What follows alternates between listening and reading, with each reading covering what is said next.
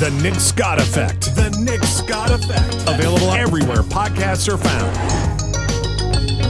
It's not easy.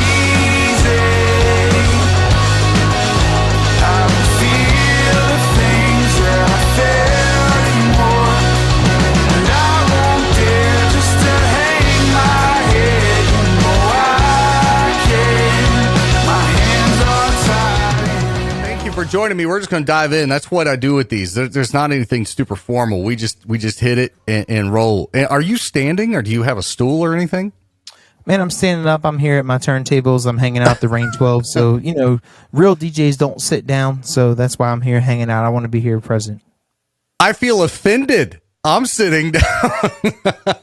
Well, you're also a media person, and you're live streaming. You're doing all these cool things now. You're not technically DJing. I'm in my studio workspace, and that's what it is. Well, I'm going to make you stand for a full hour. So hopefully you got a what do you call it? A anti-fatigue mat. I'm here, baby. I do have one of those anti-fatigue mats. Big shout out to Sam's Club for designing the restaurant. Big one for like $12. It's way cheaper to get them at Sam's. Any DJs out there, get the anti-fatigue mats at Sam's Club. I got mine, I want to say, at Lowe's, and it was like $50. I'm not lying. Yeah, and I didn't realize I could get them cheaper elsewhere. And cheaper and larger at Sam's Club, too. That's the place. And you got to get the dark gray one because you don't want to look like you're standing in the kitchen when you're DJing somebody's wedding. Sam's Club might be hitting you up for an endorsement soon. So I'm here. Behind you, I know you've been reworking the studio. You've done a lot of really cool stuff over the years. You've had the green screen. You've done the Twitch streams. You've kind of superimposed yourself into some West Virginia landmarks, like you're DJing in front of them, which I thought was, really, really, really sweet. I guess I don't have the creative brain to do that like you do. I always thought that was really awesome. So you've been reworking your studio. We've been talking about that. What are the different pictures and records and stuff we see behind you? What's the significance? So behind me, you see the signatures, the autographs of some legendary DJs, people who have really pushed and pervade the craft forward at a high level. People that I look up to, I'm a big fan of. Most folks where we live at here in Charleston, West Virginia, they wouldn't know, they wouldn't even really care too much about who these people are. But when you think about the craft and the world you live in, me as a DJ, these are people that really have shaped and influenced the sounds that I can provide for people in Charleston and beyond. So behind me, let's just name a couple. Let me put them out real quick. Hold up. So the one right here on the purple one right here behind me on the top is DJ As One. First friend, homie of mine. It's crazy that he was the first one I saw. So big shout out to DJ As One from Washington, D.C. He has won some really cool DJ competitions, and he's somebody I look up to. And I actually had a chance to fly him from D.C. to Charleston, West Virginia, hang out for about 2-3 days. We just had a one-on-one. Like, I was right here where you see me at. I'm right here looking at him like I'm looking at you. And he's showing me hand over hand just skills, techniques, high level, competitive level. Make sure I'm reaffirming stuff that I'm already semi-good at and want to make sure, like, hey, is this good enough to do out live? All these things. So where I'm at right now, I'm looking at him saying, yo, how's that sound? He says, oh, yeah, looks good. So big shout out to DJ As One. Let's get another one from maybe the gold Serato control vinyl behind me. Let's check it out. So right here is DJ Scratch. DJ Scratch is so legendary in the DJ game. EPMD, just look him up. He's a legend. Say less. DJ Scratch from Z Trip to Grand Wizard Theodore is on here as well. Grand Wizard Theodore is the DJ who actually created the Scratch sound, came up with it, figured it out, and said, man, this sounds so good. Let me fine tune it. Let me do more with it. So being able to meet people like that who actually push the craft forward, who are the originators, the inventors, the evolutionists of this craft, people like that is who's behind me, and that's kind incredible. Of my love of DJing. That is absolutely incredible, man. I've got a box of signatures upstairs. I just have a kind of a canvas backdrop behind me here in the home studio. Yeah. One day the goal is to build all this out, kind of like what you have there. And that is very inspiring to me to hang some of your heroes and those who've inspired you to do what you do behind you. So that's awesome, man. I love it. I love how it looks. I love how it turned out. You had to paint the wall, I see, too. Yes, I did paint, and actually there's some other things. So right behind me, you see all three. I've got 3 records from my times meeting and being around some of these cool cats and DJing. And then I've got some more local things like right here. You may see this, you may not. Let me actually take it off the wall and show you something cool. You see that right there? Does it say Vibrant Place? That's us, baby. I save a lot of cool things that I do in my career. And this was a cool thing that we were part of. This is my gosh. 2 tickets right here to Carnival Atlantis. So there's a lot of really cool things that I've done around my career. And that's hanging on your wall. That's hanging on your wall. Hanging on my wall. Oh my God, man. So any kind of cool things I do around here in the Charleston area, events that I'm a part of, I always try to get flyers, marketing, tickets, whatever it is to commemorate. Like, this was a great event. Dude. So it may not be for us 5 years from now, but 10, 20 years from now, we can say we did it, and here it is, this document. Man. Dude, you know how heartwarming that is for me to know that that's hanging in your studio. That is incredible. Cool vibe. There it is. That's a great vibe. Celebrate, just like Jeeps and Java over here. You want to see a really cool one? You want to see a cool one? I want to see it all, baby. All right, hold on. That didn't sound creepy. So let me show you a really cool one here. This is way before my time DJing in Charleston, but I used to DJ in Beckley, West Virginia, which is where I lived. I went to college there, and I actually have a flyer from an event that I did. It wasn't too sexy, but it was a small event. It was definitely a part of my career, no question. You want to see it? Absolutely. It's right here. Let me grab it. Yeah, grab it. Look at this guy. Woo. Pure Saturday. Pulse Saturdays. Look at this kid with hair. Look at the hands. I'm crazy. I'm DJing out here. Look at this guy. That's the EJ I remember. This is the best part right here. DJ EP2. EP2. So when did you for the ladies? Half off drinks for the ladies out here. Man, the ABC would have a field day with that flyer today. I don't think you could do the half off. That is so awesome. What? Yeah, exactly. So this is probably one of the first flyers I was ever featured on. This is probably about 10, 12 years old. Easy 10 to 12 years old. Back whenever I lived in Beckley, but I was able to save it. And big shout out to the folks at Beckley. But yeah, I look at this and I remind myself always where you started. So absolutely. Look at this. That is amazing. So tell me the inspiration and the transition from DJ EP2. We know your name is EJ Price. So where did you drop off the P and just go DJ EJ just because it flows better? Or? So I always wanted to be something better than just like shout out to like DJ Steve or DJ John and things like that. Like, especially because I was DJing a lot of weddings at the time. I was DJing a lot of corporate stuff at the time. So I didn't want to get sucked into this vacuum of regular DJs and DJ names. So I always felt like, man, when you look at like other larger mainstream DJs, they have cool names and they don't have the name DJ in front of it. Like to me, you're Nick Scott. It's not DJ Nick Scott. It's just Nick Scott. How cool is that? These are facts. Yeah. So I tried for the longest time to avoid DJEJ. And I tried to avoid EJ the DJ for sure because EJ the DJ just to me was like tacky. It sounded cliche, corny. Yeah. So I said, you know what? If it's easier for you to remember me as DJ EJ, if you remember me as that, I would rather do that than say, well, no, my name is EP2 and all this other boring stuff. So that's why I said, let's just roll with it. Everybody's calling you that. Let's just roll with it. Let's go. That's your nickname. That's your surname. I think it's marketing gold because it is so fluid and just flows. DJ EJ. Boom, boom.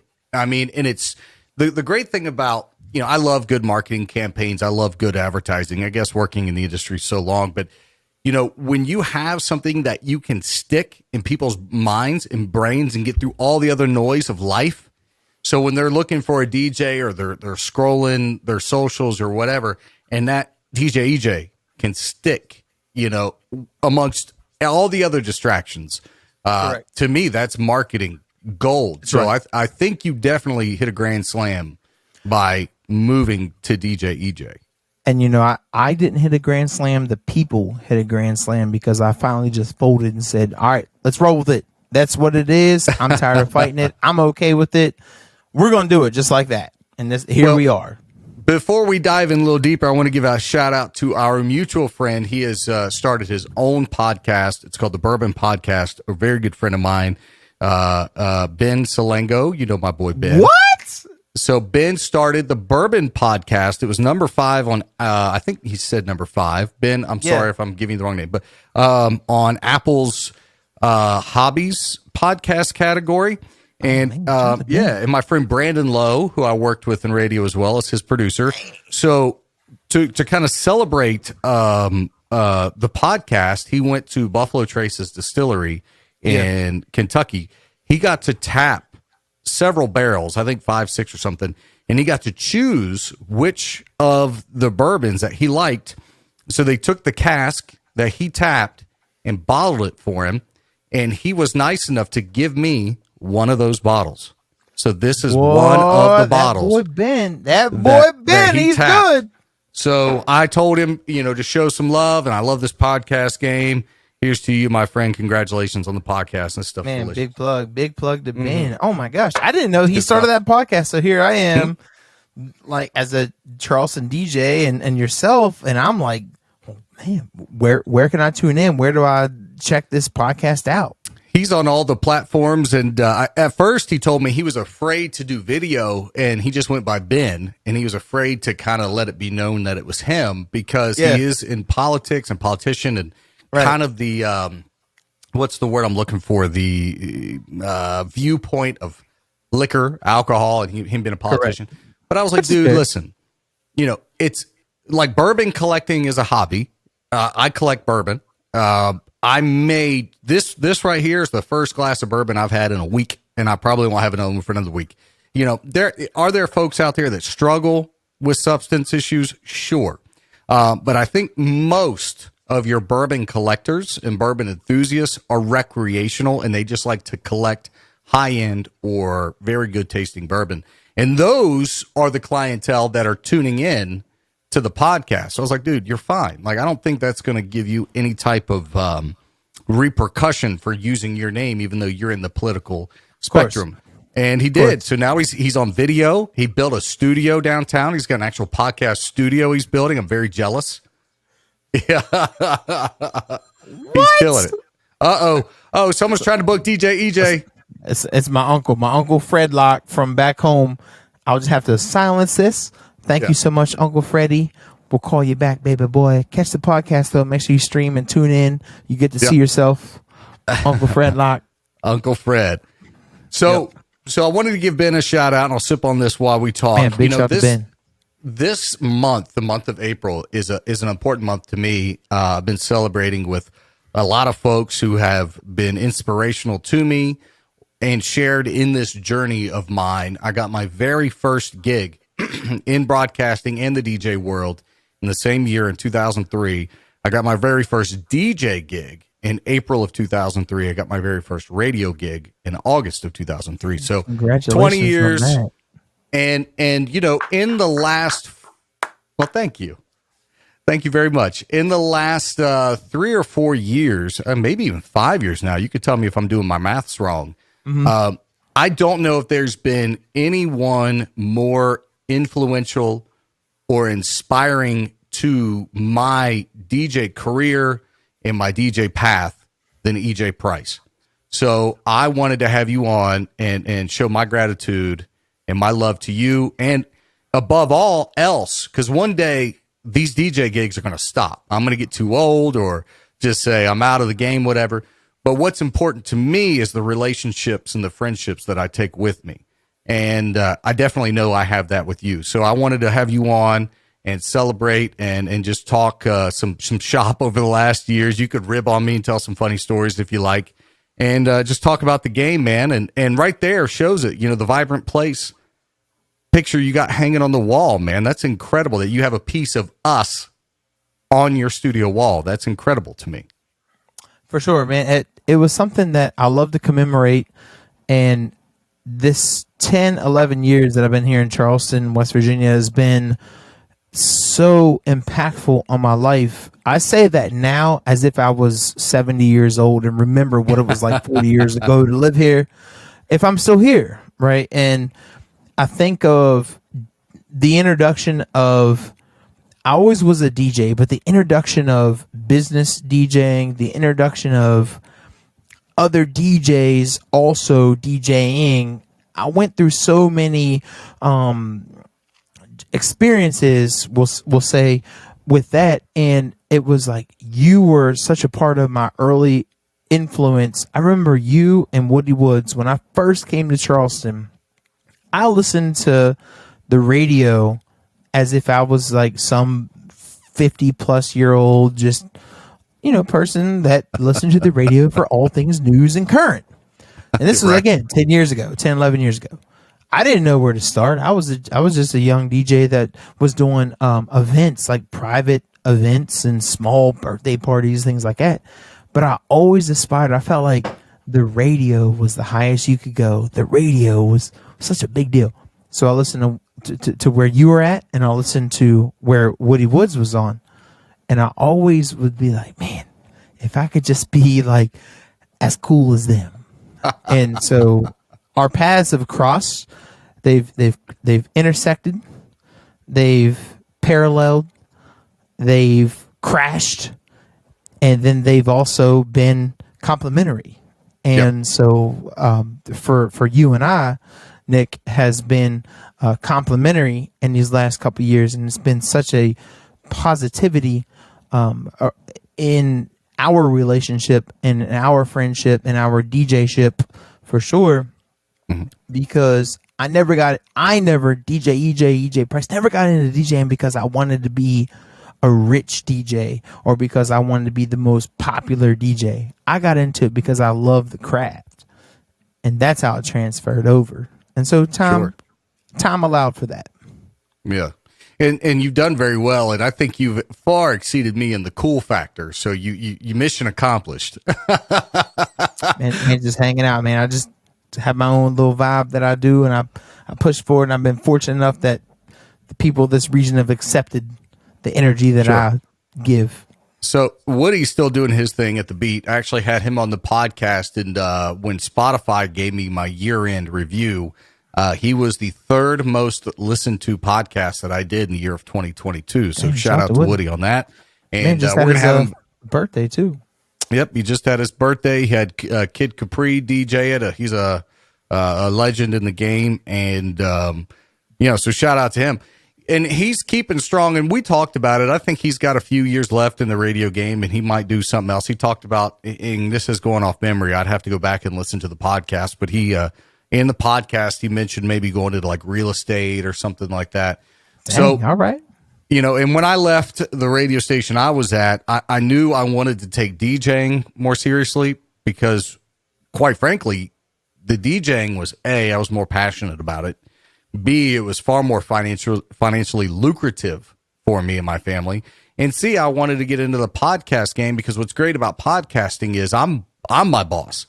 I say what goes on here. I don't have to answer to nobody. I've got people, if I want to advertise, sex toys, I could do that. I'm just saying like, what's the fact? But no lie. But my point is like, I don't have some arrogant, egotistical program director standing over me, making my life miserable.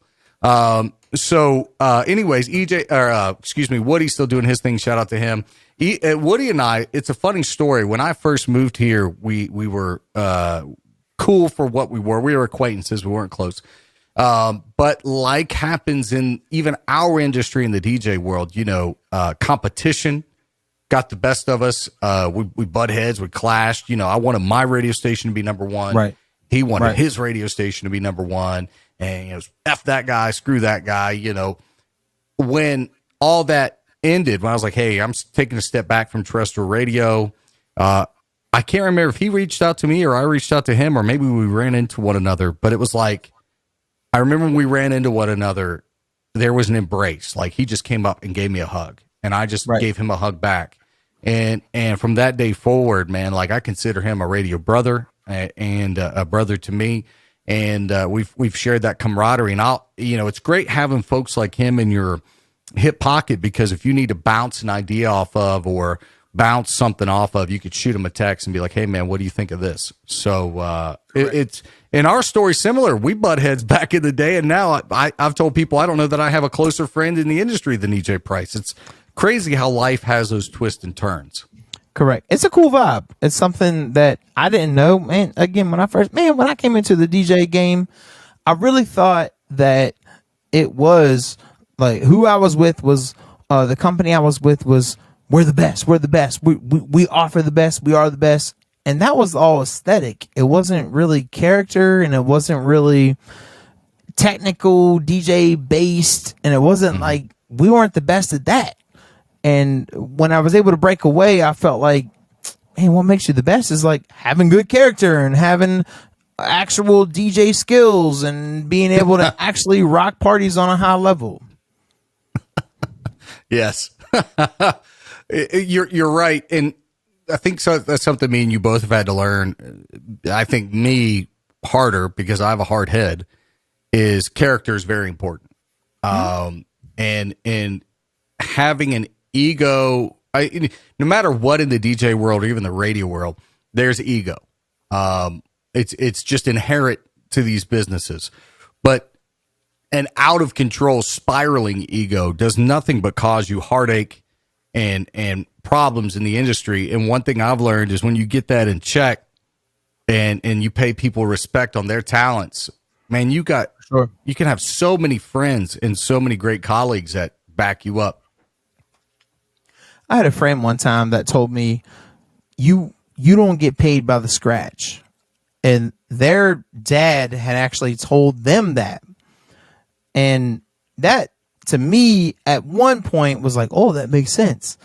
But then as you learn to push your craft forward, as I learned to actually like get better at like, scratching all the techniques, I was like, man, that was such motivation, because that's the farthest from the truth. But that is so much motivation that I didn't realize at the time I was getting.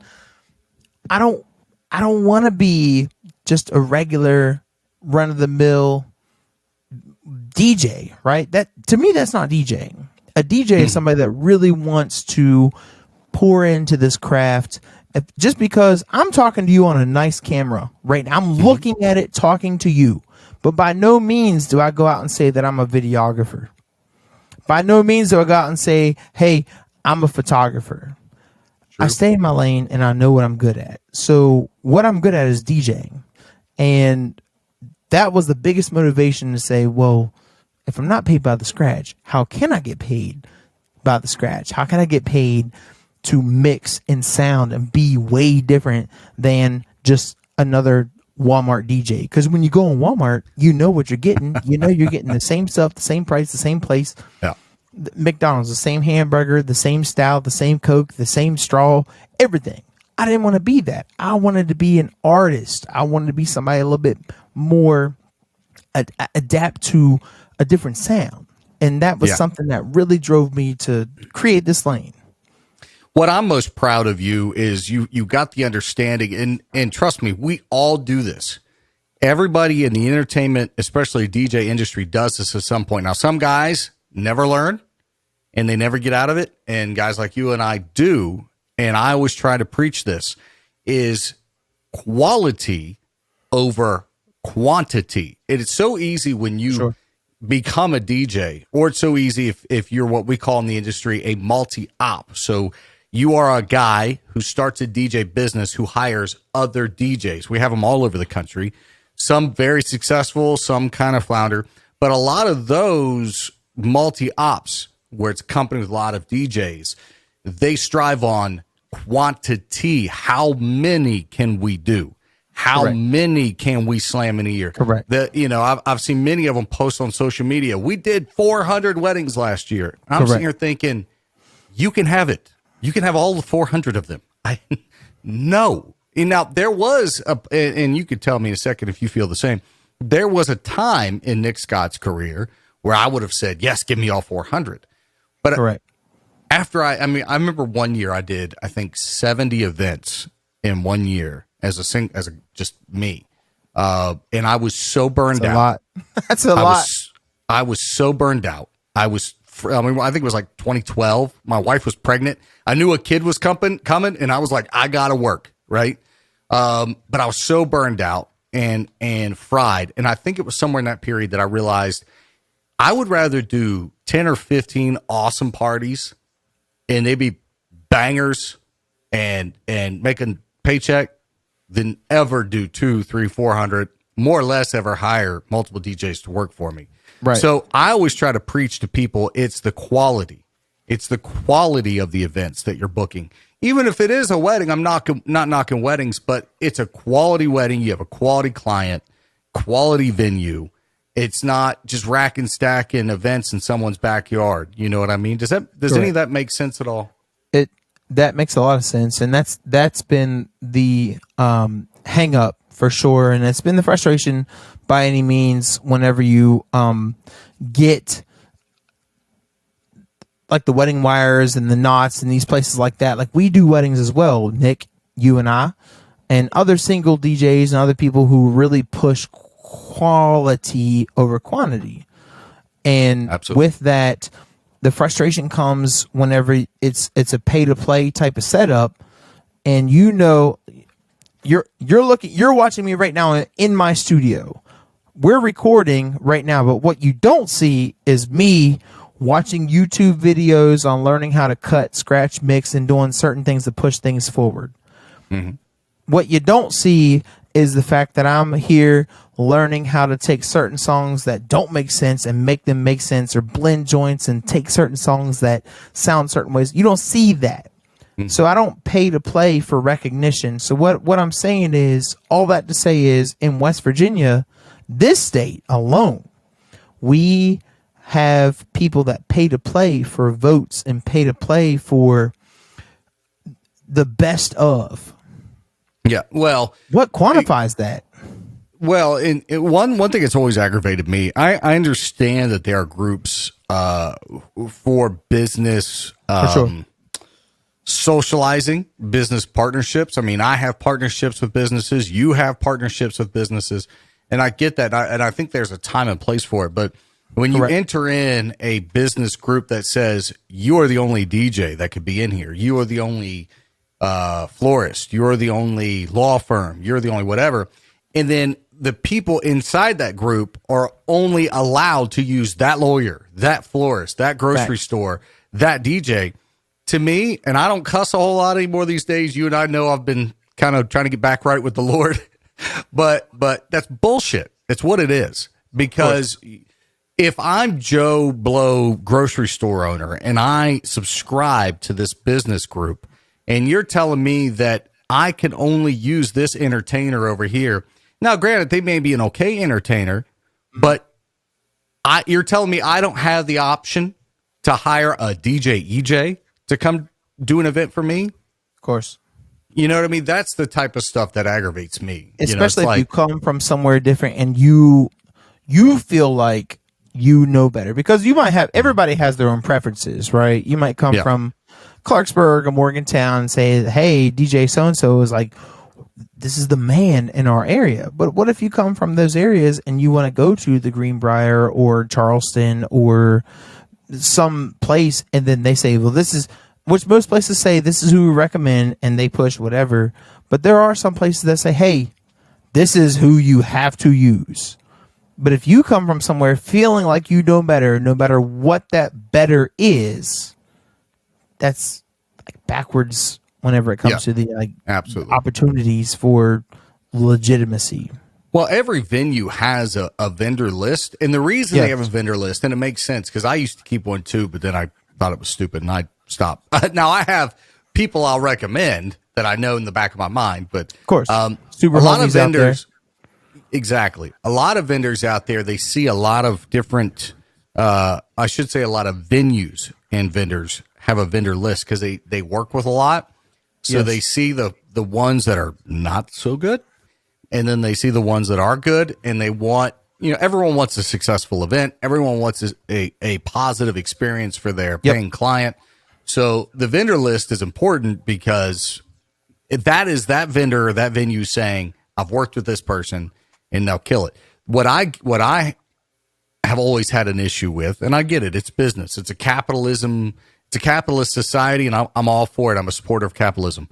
But they'll say, okay, this is Nick's event hall, Nick's reception hall, and you, DJEJ, pay me $3,000 a year, and I'll tell all my clients they can only use DJEJ. What? And then no other DJ service can step foot in Has a that shot. hall Correct. because you paid me.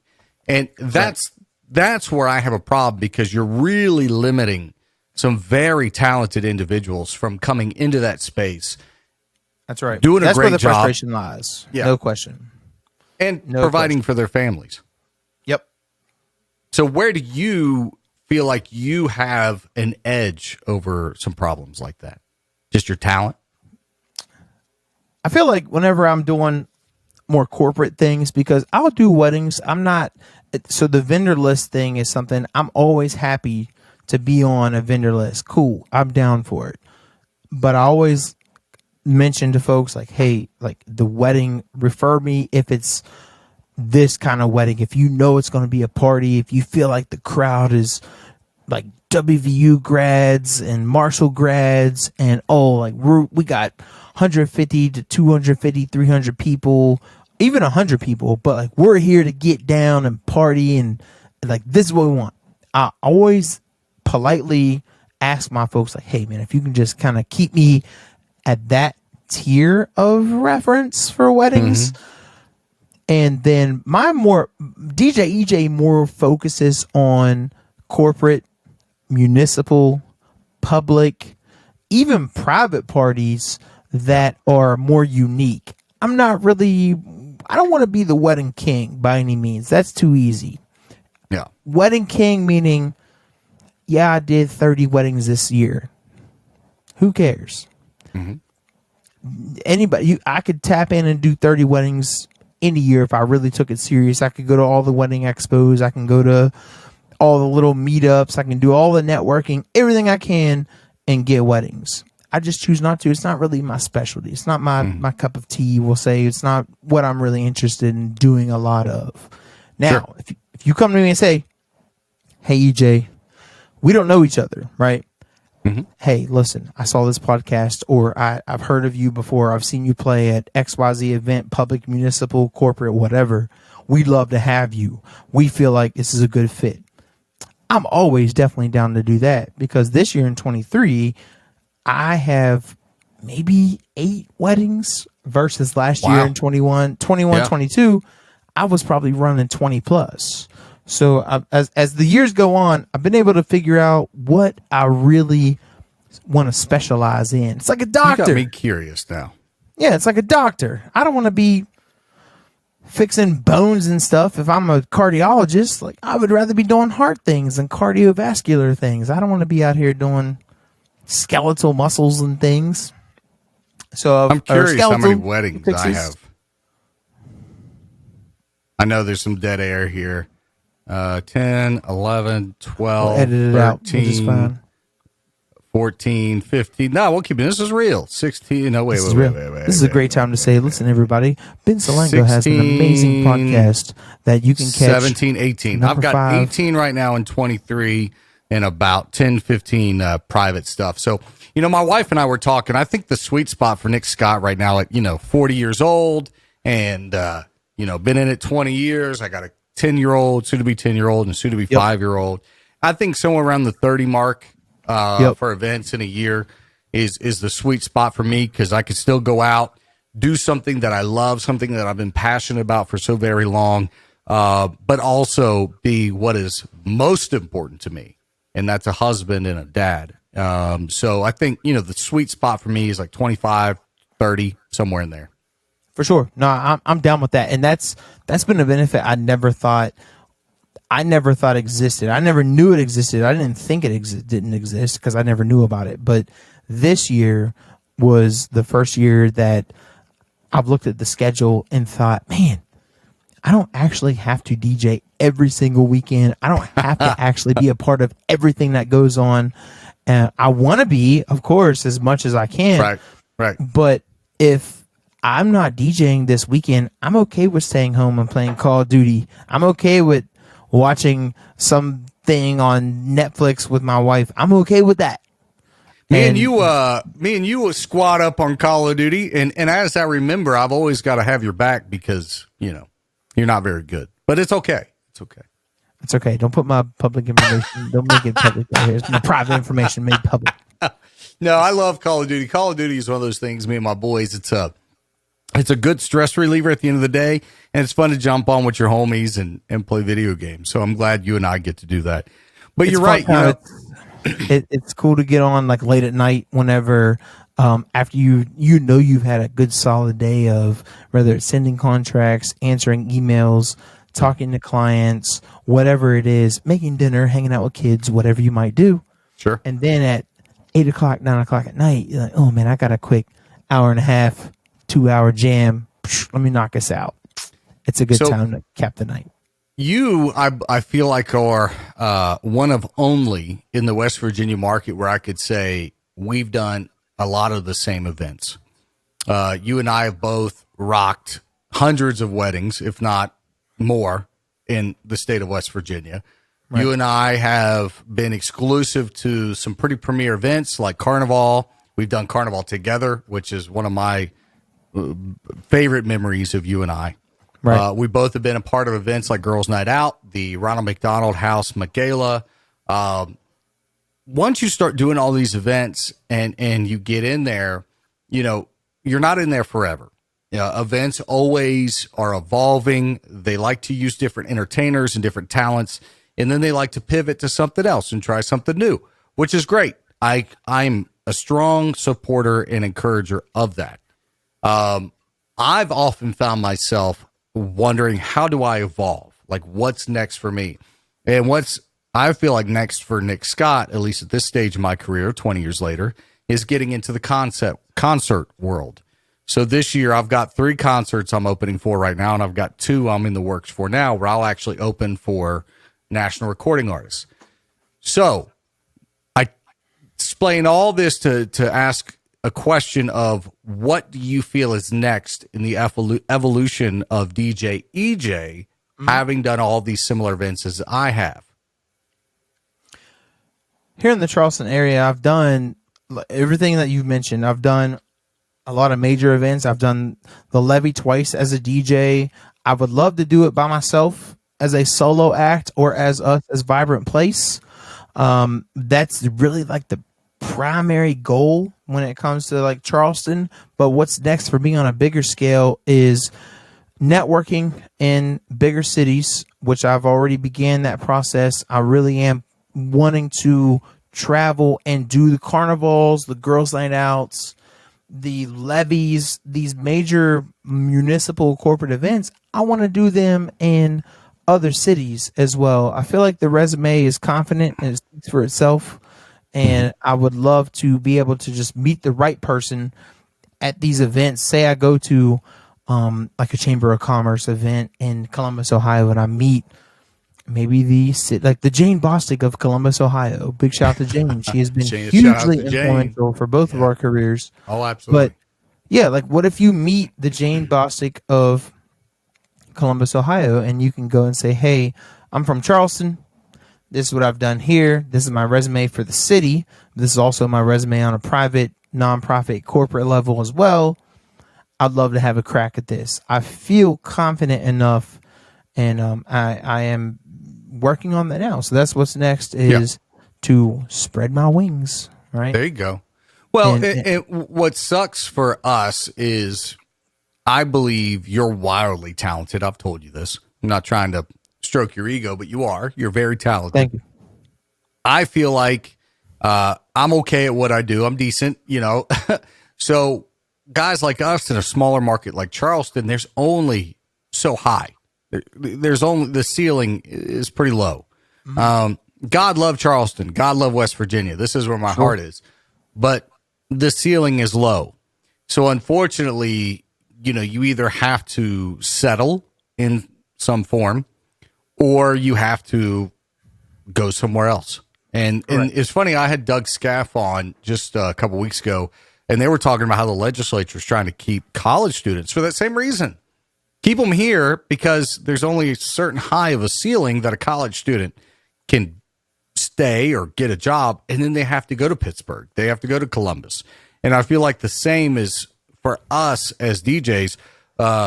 Fortunately for you guys haven't got the kids and the roots and everything. You guys can up and leave. For me, it's traveling or doing it remotely over the internet until at least till my kids are grown. Now, my kids are grown. My wife are like, hey, we might head to Florida. I don't know. But that's still 15 years from now. Who knows?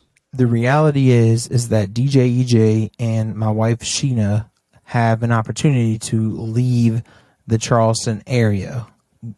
I don't personally want to overexpose myself to where I've done so many things that people get bored of what I do.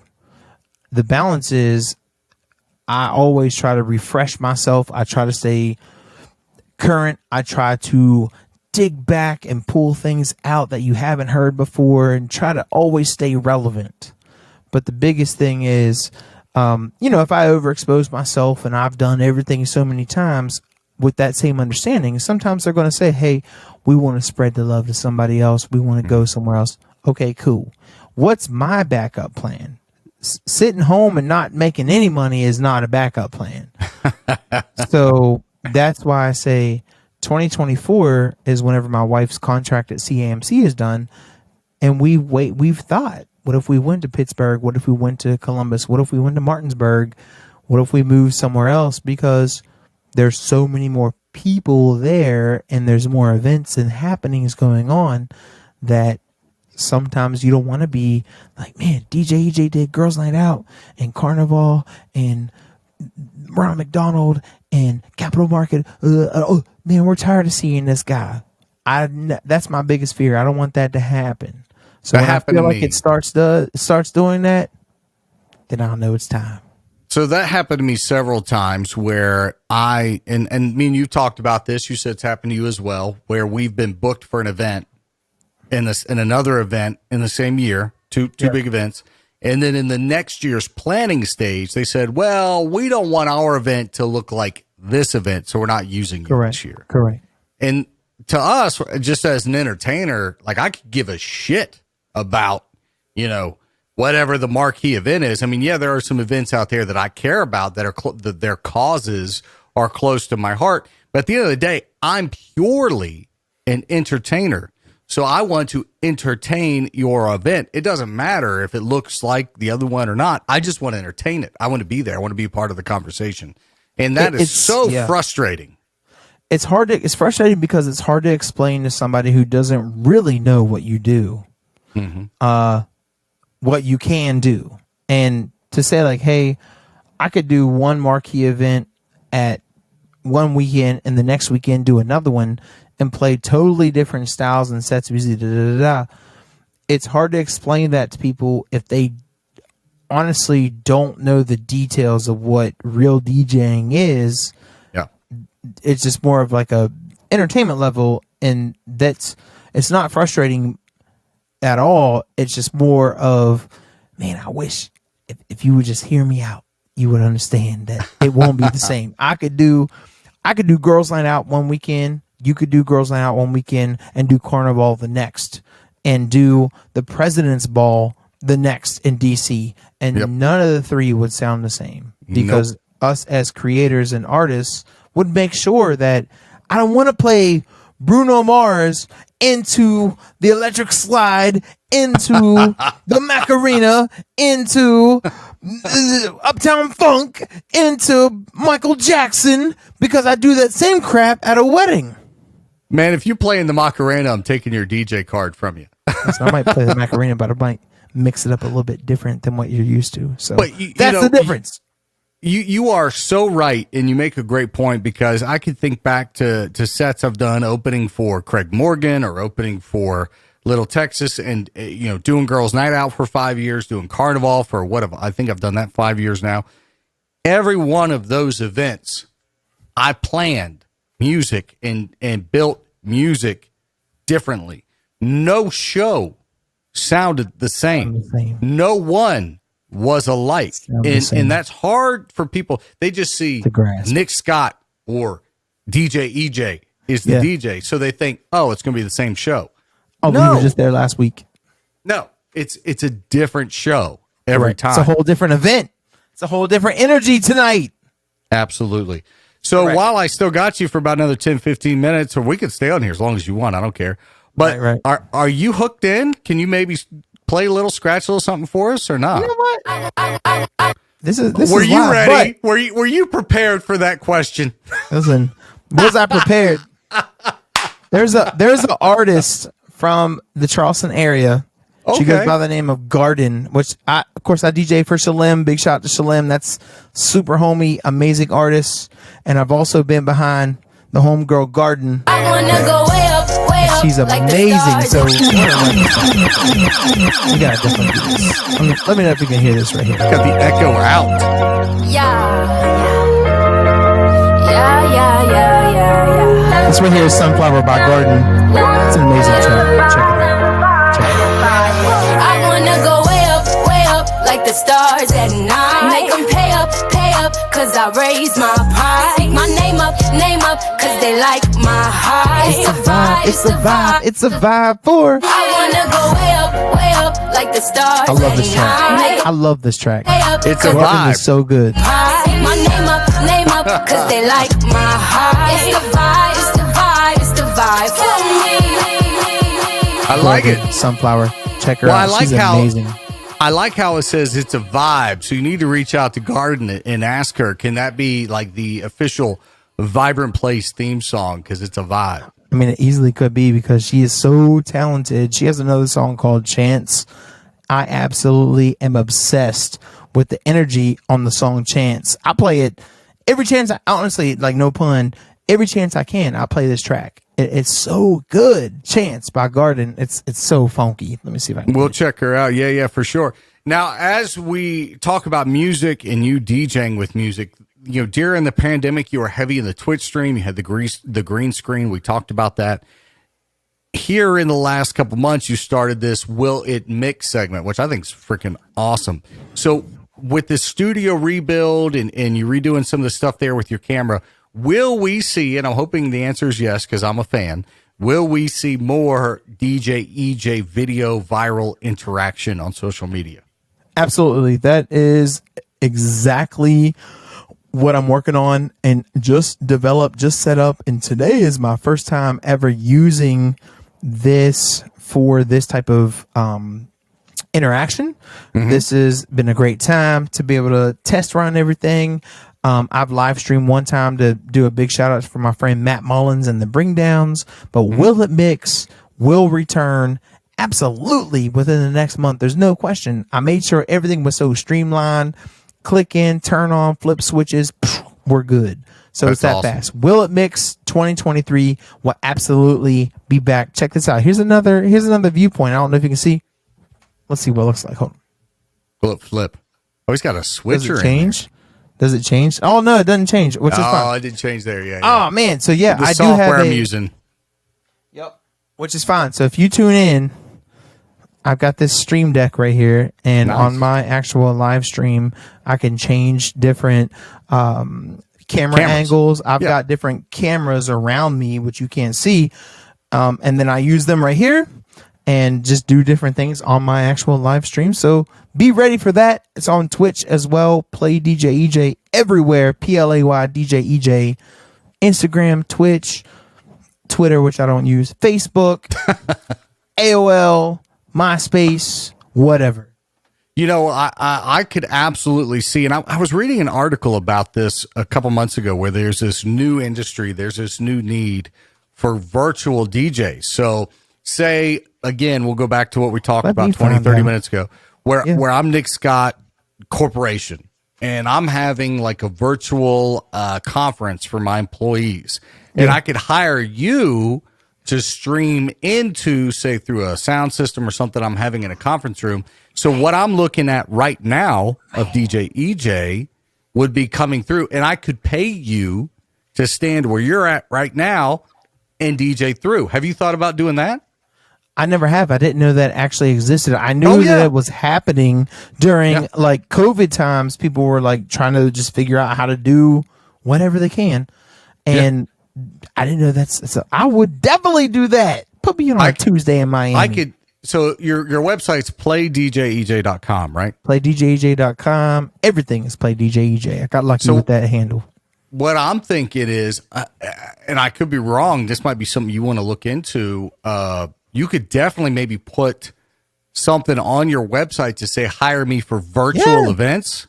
Let me mess around and find out. And if I'm Joe Blow Corporation, and I'm having like an employee appreciation lunch with pizza, I could have you standing right there DJing in the conference room. Man. Yeah, pass me that information off camera, off record. Off camera. Yeah, we'll do that. We'll go from there. And this is the benefit of having friends that are DJs. Right there. Off camera, off record. Pass that to me. I'll be waiting for that. Always scheming. I'm always scheming. Well, you know, a lot of DJs that I've met and musicians, we're creatives. We have creative brains. So for me, I get ideas. I'm like, man, I know I've seen this work somewhere. I've seen this implemented in another, whether realm or industry. Why can't we implement whatever that is into our industry and then maybe make some monetary gain from it? Dude, you've got a great setup there. I don't know why you couldn't do that. You know, I could. I just haven't chosen to commit to that pathway. Yeah. But you're absolutely right.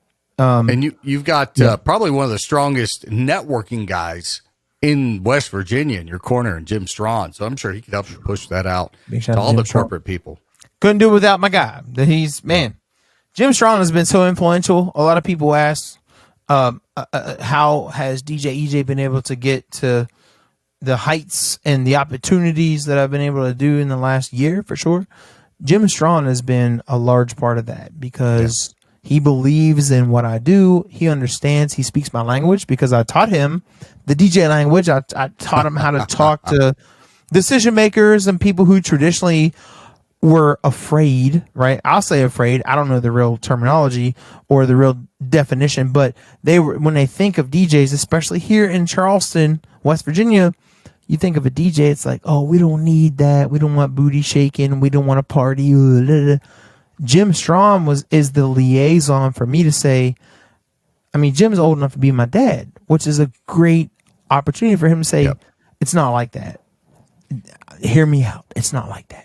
So if he says it's not like that versus me at 35, it resonates with those decision makers at those levels to say, all right, well, if he says it's not like that, we believe it. Yeah. Well, I've had a catalyst for sure. I've had Jim on the podcast. The dude is a wealth of knowledge. He's an absolute ball of energy, and he knows exactly what he's doing. And I've been fortunate to know Jim and call him a friend for many years. If you're listening outside the Charleston area, Jim Strawn is basically the unelected mayor of Charleston. He definitely is. Big shout to Jim. I'm a fan of his, and I've always low-key said, like, man, I want to be the next Jim Strawn of Charleston. I want to be the next Jim Strawn. I've always said that, and I've said it lightly, but I meant what I said. I want to be as recognized. I want to be as trusted, and I want to be as active. That's what I mean by I want to be the next Jim Strawn, as I want to be as active and as caring about the city as he is. That's my obligation. So if I don't move and leave here out of frustration, I want to stay here and be the next Jim Strawn of Charleston. No question. Somebody who loves where they live. So moving forward into 2023, what can we see? Because you're going to be back on the podcast. Like, I'm going to have you back on again. So this ain't the last. You're not off the hook. Like, you're going to be a recurring guest. I hope you understand that. That's cool. What a recap, because you could probably go pull our old files and see our last podcast, which was maybe whenever I was just getting started as DJEJ. 2020, yeah. Yeah, now look at where we're. So yeah, Look have where me we back on again. And that was just audio. There was no video in that one. That was just an audio call. Oh, my God. So what can we see from DJEJ going into 2023 and beyond? What do you have in terms of events lined up where folks can come catch a show? So what you could see is DJ. No, I'm just playing. So for 2023, I definitely want to continue to keep doing as much municipal events, as many nonprofit fundraising, corporate, as much as I can, because the realest thing I could say on today ever is this. I believe in solid, good entertainment. If there was somebody better than me, book them, please. Because if they are good for an event that is public, the city of Charleston is good for an event that is public. I don't care. I don't care if they are genuinely a more talented person than I am. I live here in Charleston. I want Charleston to succeed. I want Charleston to be an Appalachian destination, a place where people are like, oh my gosh, they're doing cool things down there. I just happen to be, DJEJ happens to be one of the people that does cool things around here, as well as the Woodies and the Knicks and our boy Reese from Level Entertainment from Huntington as well. But as far as Charleston goes, respectfully, if I forget you, I apologize. But I'm doing this because I love to live here. I want these events to get better. So when you book me for an event, we'll just say Girls Night Out.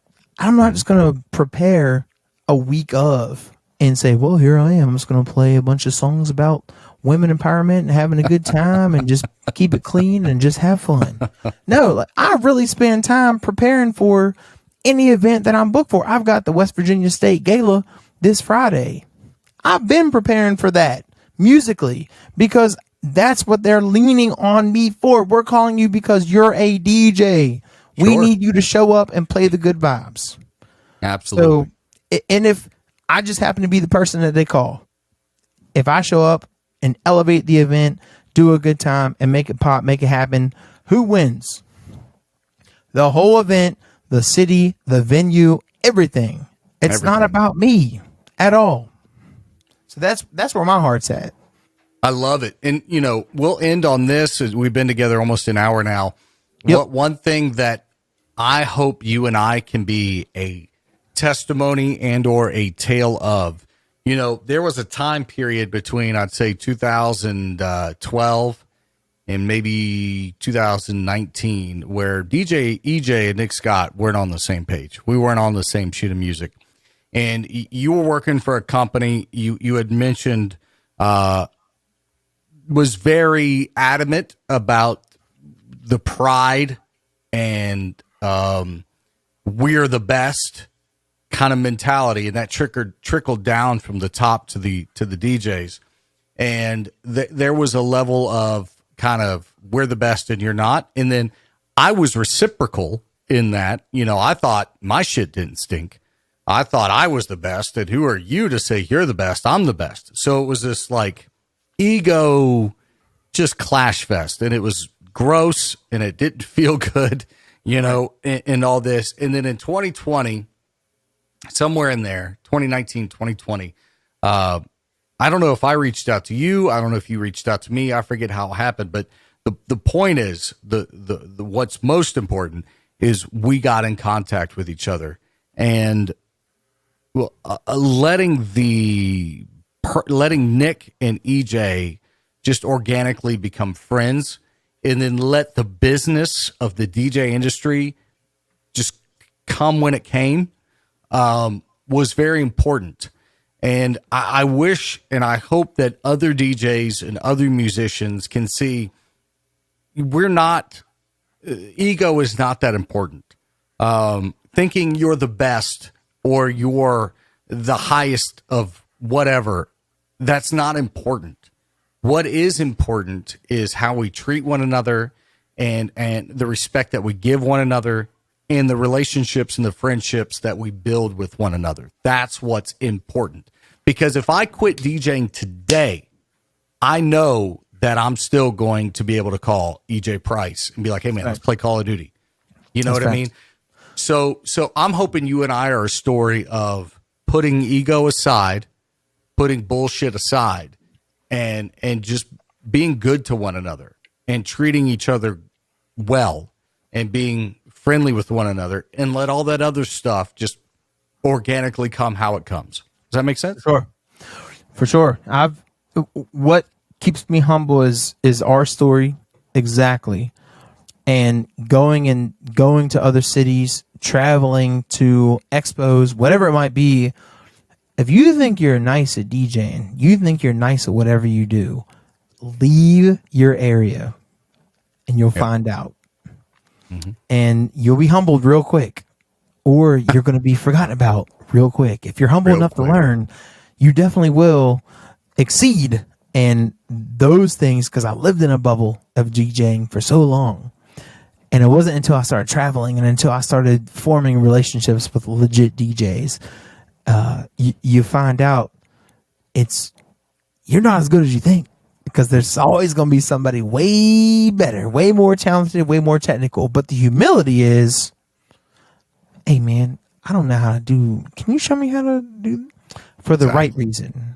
And that's the biggest thing I've learned, to say, hey, I might not know it all. You've been doing DJing around here for 20 plus years, or however long, right? 20 years so. Yeah. And I may not know. So even like a Joe Kerner, he's been doing the business forever around here, way longer than me. I think he told me 40 plus years he's been in the game. I've always said, if I could have the longevity that Joe Kerner and was it Bill Shahan, rest in peace? Bill Shahan. Mm-hmm. Bill Shahan. If I could have the longevity of a career that these cats have had and have and continue to get, I will be totally fine. The techniques and all that we can get there, but as far as the longevity, if I could have that, I always will respect that about these guys, no question. So as we wrap up, where can we find you? Where can the listeners look up DJEJ? Where can they find you on socials and follow along and check out your Willet mixes and your events and where you're playing shows? Everything's super easy. Play DJEJ, PLAY DJEJ. Whether it be playdjej.com, play DJEJ on Instagram, play DJEJ on Facebook, play DJEJ on TikTok. I forgot I have a TikTok as well. And I've got some folks that I do some social media marketing with, and so they handle those things. But PLAYDJEJ everywhere. We've got merch coming out. So I'm excited to announce that. Be ready. And I can't wait to keep working and keep pushing this craft of DJing forward here in this city, in this region, the Appalachian region. I'm super happy to be a part of this and just continuing to say that we are better than what you think we are. Well, when you get a DJEJ shirt, I better be one of the first recipients, and I'll wear it here on the show when I interview guests and be proud to do that, man. I would definitely send you one of those, and I'll also send you a DJEJ thong, but you don't have to wear it on the show, which is fine. Do you make a banana hammock? That might be better. Listen, we might make one. Yes, we definitely make that happen. But they're definitely DJEJ. Thank you. Thank you for being a part of my 20-year story. It means a lot to me, my man, and thank you for doing this. Thank you so much, DJ Nick Scott. Until then, we'll see you on Call of Duty tonight, probably, I'm sure. Catch you guys later.